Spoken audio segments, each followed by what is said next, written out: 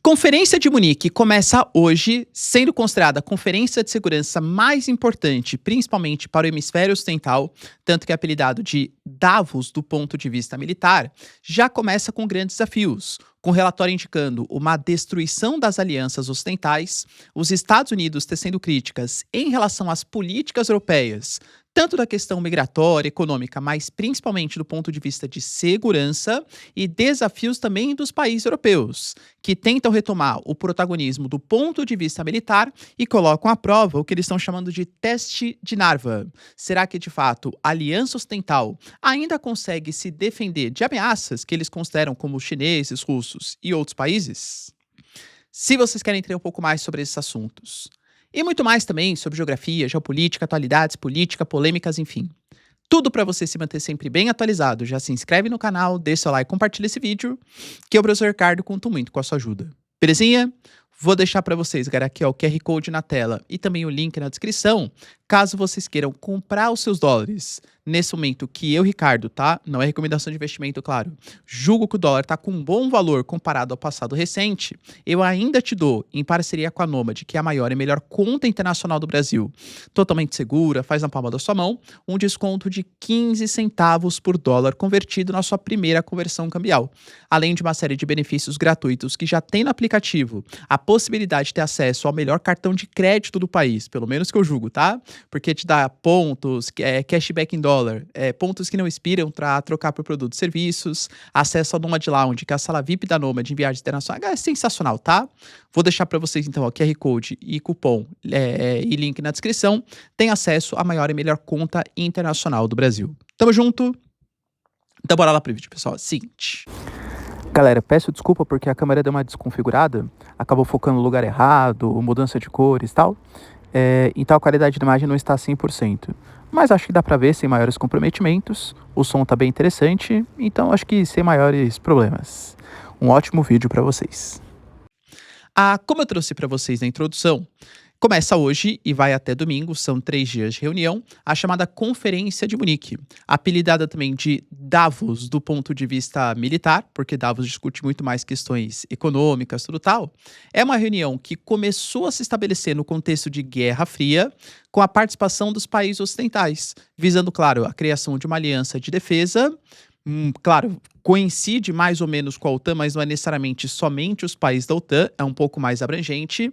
A ideia é tentar fazer uma paz pela multilateralidade, principalmente pensando nos países ocidentais. Mas não só. Tanto, por exemplo, que Wang Yi, que é hoje o representante das relações exteriores da China, também vai estar presente nessa conferência. A questão é que talvez, do ponto de vista militar, desde a Guerra Fria, hoje seja o momento mais desafiador para essa aliança ocidental, principalmente pela presença, claro, do presidente dos Estados Unidos. Vão participar dessa conferência a Mette Frederiksen, por exemplo, que é a representante da Dinamarca e já tem reunião marcada até com Marco Rubio, claro, para discutir a questão da Groenlândia, que também é um grande desafio. Nós temos os Estados Unidos, que são os líderes militares dessa aliança ocidental, fazendo uma ameaça de invasão e intervenção militar contra um território que deveria ter autonomia respeitada, afinal faz parte da OTAN.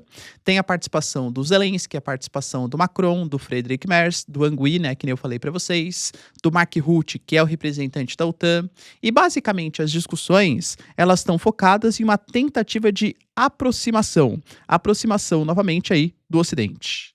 Lembrando que no ano passado, os Estados Unidos também enviaram representantes, dessa vez é o Marco Rubio, ano passado foi o J.D. Vance, e eu diria que os discursos não foram nada positivos para os países europeus. A Europa, os Estados Unidos, talvez pela primeira vez com tanta ênfase, eles se pronunciaram muito contrários ao pensamento europeu. O J.D. Vance alegou que a Europa estava falhando por conta das suas políticas de imigração e por conta das suas políticas de liberdade de expressão e garantiu que a maior ameaça para o continente europeu vinha de dentro da própria Europa e não da Rússia, da China ou de outros países. A questão é que, talvez do ponto de vista de imigração, excetuando os espanhóis, que têm políticas bastante divergentes frente aos outros países, né, da União Europeia, a União Europeia realmente está controlando um pouco mais suas fronteiras. Mudou recentemente, essa semana inclusive, tá? A sua política migratória, permitindo deportações para países de fora do bloco. Nós temos, por exemplo, a Giorgia Meloni, que anunciou que vai aumentar os seus investimentos no controle das fronteiras, vai fazer com que a Marinha Italiana atue muito mais para impedir que navios com imigrantes indocumentados ou refugiados cheguem no continente europeu, claro, principalmente pela Itália. Então, acho que assim, em relação à imigração, a Europa está tentando fazer políticas mais condizentes com o que os americanos querem. Agora, do ponto de vista de liberdade de expressão, que é outro ponto muito caro na visão dos Estados Unidos, já discutimos aqui, né? Porque os americanos não são exatamente, né, os precursores da liberdade de expressão.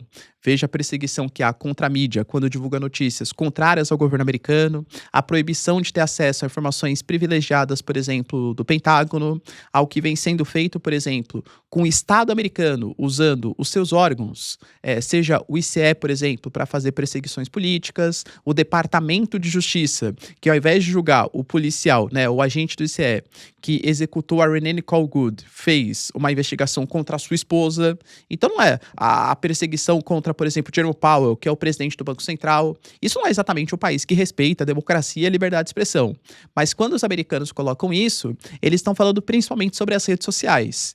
E vamos ser sinceros, a gente fez isso também em vídeos passados. Hoje o que existe é uma tentativa maior de regulação dessas redes, por parte da França, da Alemanha, do Reino Unido, além de reduzir também, aliás, estabelecer um limite mínimo ali de idade para que as pessoas, os jovens, consigam acessar as redes sociais. Ou seja, não houve mudanças muito substanciais. Será que a gente vai ter um outro discurso bastante enfático aí contra a Europa? Pode ser, galera. Até porque a gente tem, por exemplo, o documento de estratégia nacional dos Estados Unidos, que foi divulgado no passado recente, colocando que a Europa deve pensar na sua própria defesa, pedindo para que os europeus assumam responsabilidades. Existe uma frase que é dita ali, né, muito nos círculos políticos do Pentágono, que a Europa é um continente que, se você exclui a Turquia e a Rússia, que tem parte europeia e parte asiática, é um continente com cerca de 500 milhões de habitantes, que tem que pedir ajuda para um país de 350 milhões, que é os Estados Unidos, para lidar com um país que tem pouco mais aí de 100 milhões de habitantes, que é a Rússia. Então a conta não fecha. Quando os Estados Unidos se pronuncia, eles dizem, pô, mas a Alemanha tem um PIB maior do que o da Rússia. Isso porque a Alemanha pode estar junto com a França, estar junto com o Reino Unido, estar junto com a Itália, com a Espanha, enfim, e quer pedir ajuda para os Estados Unidos, não consegue lidar com a Rússia. Então a Europa tem que retomar sim o seu protagonismo, inclusive do ponto de vista militar. Até por isso, o relatório indicando essa cisão, esse racha que existe entre Estados Unidos e Europa, falou que esse é o organismo ou a reunião da destruição das instituições internacionais, alegando que o líder de uma categoria dos homens da demolição, que é o Trump, destrói regras vigentes e instituições respeitadas. O Trump ter dito que não precisa do direito internacional é mais uma prova que a segurança do Ocidente está comprometida e que a Europa vai ter que retomar o seu protagonismo. E vamos ser sinceros, pelo menos nos discursos, aparentemente os europeus estão fazendo isso, ou pelo menos tentando caminhar nessa direção. Vários países já se comprometeram a gastar 5% do PIB em defesa até 2035. A Espanha, mais uma vez, aparece na contramão de Pedro Sánchez, né? Não aceitou essa pressão do governo americano para aumentar os gastos em defesa, alegando que existem setores sociais que estão muito mais comprometidos. O Macron, por exemplo, alegou que a Europa também tem que retomar o protagonismo, não pode ser mais uma potência colonial. Alegou colônia, pensável, né? Não é colônia que falou, mas no sentido de imperialismo, né? Não pode respeitar algum tipo de imperialismo militar dos Estados Unidos frente ao continente europeu. Está querendo fazer, por exemplo, um fundo de 1,2 trilhão de euros, alegando que os países europeus são pouquíssimo endividados e que eles devem se endividar, eles devem fornecer o euro como uma alternativa ao dólar, reduzir a participação do dólar para dar mais autonomia para os países europeus. Entende por que é uma aliança da destruição? E é isso que vai ser discutido. A gente tem, por exemplo, o próprio Macron alegando que a Europa também, inclusive na guerra entre Rússia e Ucrânia, deve retomar o protagonismo e discutir uma possibilidade com o Putin.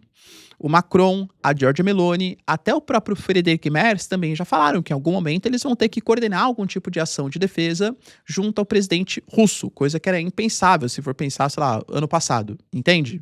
Então há uma mudança de postura do continente europeu. Além disso, nós temos desafios que vão ser tratados. A questão da Groenlândia, por exemplo, como eu falei para vocês. Poxa, a ameaça dos Estados Unidos contra um país europeu.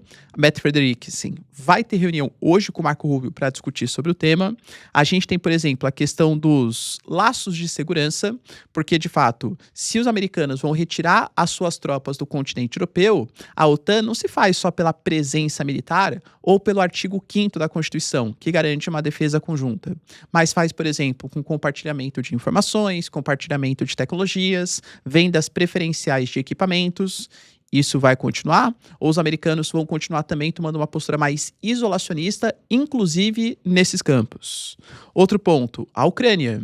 Aliás, sobre a Ucrânia, o Zelensky vai participar dessa conferência de Munique. Uma série de países europeus estão ofertando mais ajuda. Olha que interessante, até a China, não ajuda militar, mas fechou uma parceria de fornecimento de energia para os ucranianos. A China, que sempre é vista como aliada muito mais da Rússia do que da Europa, né, ou da Ucrânia, fazendo uma parceria ali com os ucranianos, mas temos uma boa notícia, mais ou menos ali, né?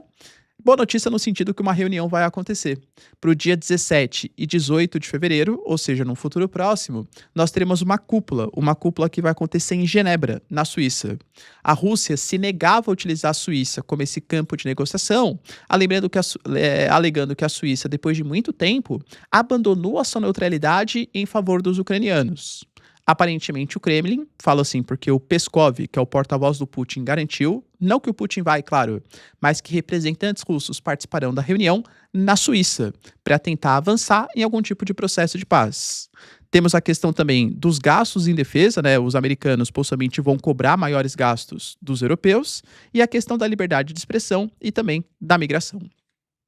Um ponto que está sendo colocado como fundamental é, lembrando que a Rússia não foi convidada, né?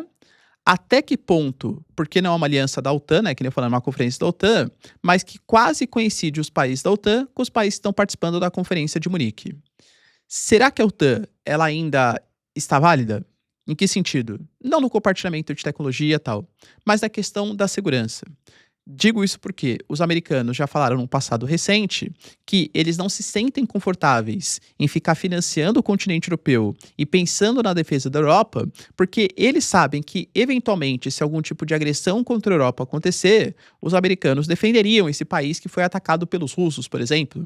Mas e se os americanos fossem atacados? A Romênia, a Dinamarca, enfim, ajudariam os Estados Unidos? Lembra que até surgiu críticas em relação a isso, porque a única vez que o artigo 5º foi convocado foi pelos Estados Unidos, em decorrência do atentado que aconteceu no 11 de setembro, e de fato os países auxiliaram, o Reino Unido, a Dinamarca, etc. Lembra que mas eles ficaram só na linha, não ficaram na linha de frente e tal. Ele até desrespeitou os soldados europeus que morreram em nome de uma guerra promovida ali, né, ou contra os Estados Unidos. Mas o que os europeus estão colocando agora é que os americanos talvez não estejam dispostos a coordenar. Tanto que eles estão chamando de o teste de Narva. Para quem não sabe, Narva é uma cidade que fica na Estônia, é uma cidade muito russófona, ou seja, bastante descendentes russos, com uma aculturação russa, e que fica muito próximo da fronteira ali, né, do rio Narva. Será, galera, que se a Rússia fez a invasão à Ucrânia, fez a invasão à Geórgia, por exemplo, contra a Abkhazia e Ossétia do Sul, por motivações muito similares. Eles estão se aproximando da OTAN, estão se aproximando da União Europeia, existe uma perseguição contra a cultura russa e tal.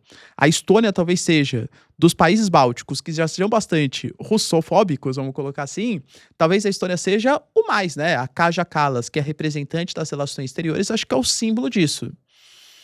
Eventualmente, se a gente tivesse, por exemplo, uma agressão ou uma tentativa de anexação da região de Narva, os americanos defenderiam e lutariam contra os russos? Outro ponto, o corredor Suwalki. O corredor Suwalki talvez seja um dos pontos de maior tensão, porque nós temos o enclave de Kaliningrado, que hoje é um enclave praticamente isolado ali, tendo acesso ao Mar Báltico. Mar Báltico hoje pode chamar de Mar da OTAN, praticamente, né? Porque com a entrada da Suécia, a entrada da Finlândia, você pega ali, são somente países da OTAN. Tem Belarus do outro lado, que também é um aliado do governo Putin, mas temos os países bálticos e a Polônia. Ou seja, é um ponto de convergência entre dois grupos de países, né? Os bálticos e a Polônia, membros da OTAN, e o exclave de Kaliningrado e Belarus. Eventualmente, se algo acontecesse no corredor Suwalki, os americanos ajudariam? A gente pega, por exemplo, a região do arquipélago, o arquipélago de Svalbard, que hoje pertence à Noruega, mas a Rússia tem colônias na região. E aí, haveria algum tipo de defesa? Porque quando você pega a inteligência europeia, esses estão os três pontos mais sensíveis em relação a países que fazem parte da OTAN. Tem outros pontos? Claro, né? A Geórgia, por exemplo, alega-se que continua com uma ameaça russa, não só Abkhazia ou Ossétia do Sul, mas outros territórios. A Moldávia, por exemplo, que tem a Gaugásia, tem a Transnistria, será que também representa algum tipo de ameaça? O restante do território ucraniano. Mas aí são de países membros que não fazem parte da OTAN. Ou seja, essa conferência de Munique, ela vai servir principalmente para ver qual que é a visão americana sobre essa aliança militar que existe entre os países ocidentais, se ela de fato existe, e se o artigo 5º da Constituição da OTAN ainda vale. E talvez para os países europeus se consolidarem e mostrarem que eles estão dispostos a retomar o seu próprio protagonismo militar. E aí, galera, será que teremos novidades em relação a declarações bombásticas dos americanos? Deixa aí nos comentários, quero saber sua opinião. No mais, se vocês curtiram o vídeo, tamo junto, beijos, abraços e